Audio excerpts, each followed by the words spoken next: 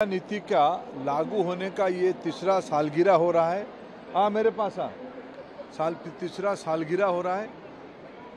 कल माननीय प्रधानमंत्री जी की उपस्थिति में अखिल भारतीय शिक्षा समागम का उद्घाटन हुआ।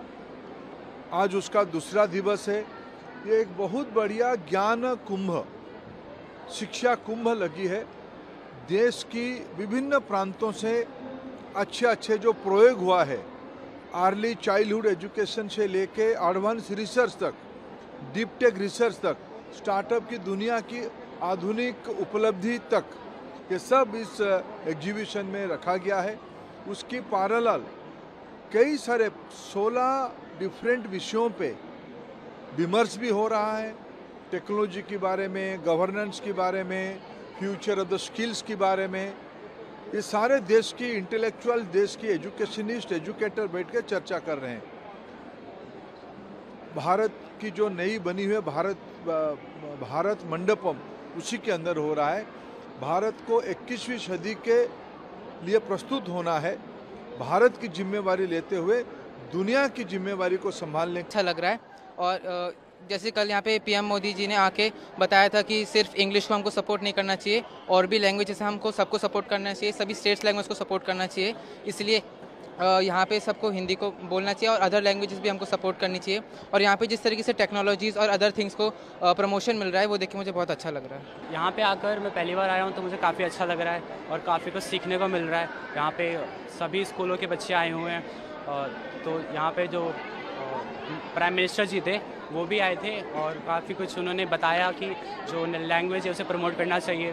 और आज यहाँ पर आए हैं, आपका इंटरेक्शन हुआ उनसे? नहीं, मैं नहीं आ पाया था कल, तो मैं यहाँ पे नहीं था, इसलिए नहीं मिल पाया उनसे।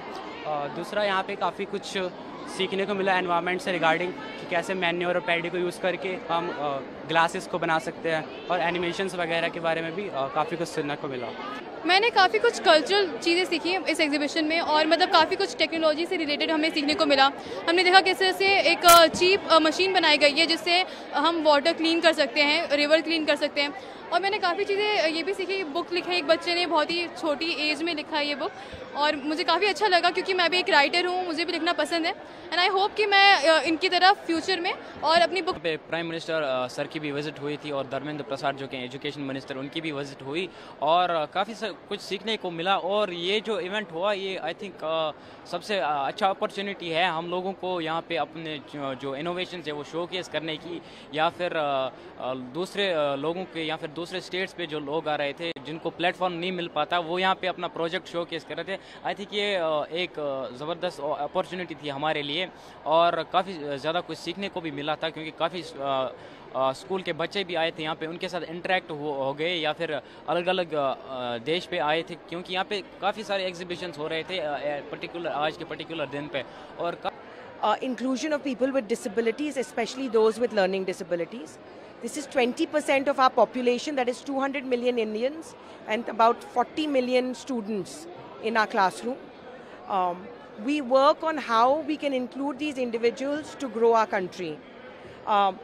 If you know that throughout history, the world has seen innovation happen, and all dyslexic minds are behind that. 40% of the world's self-made millionaires are dyslexic.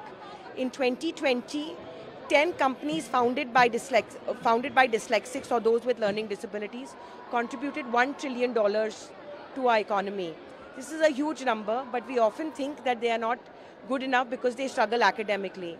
In our new education policy, we are seeing that shift happen, where the government has pushed that inclusion is a must pillar across all things that they are reforming in education.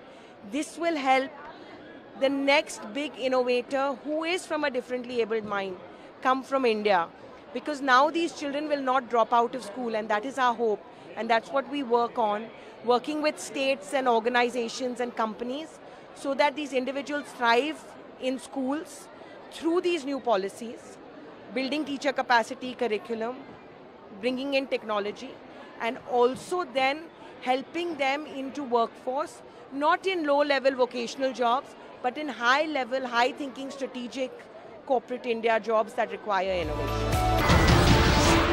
नमस्कार, मैं हूं मानक गुप्ता।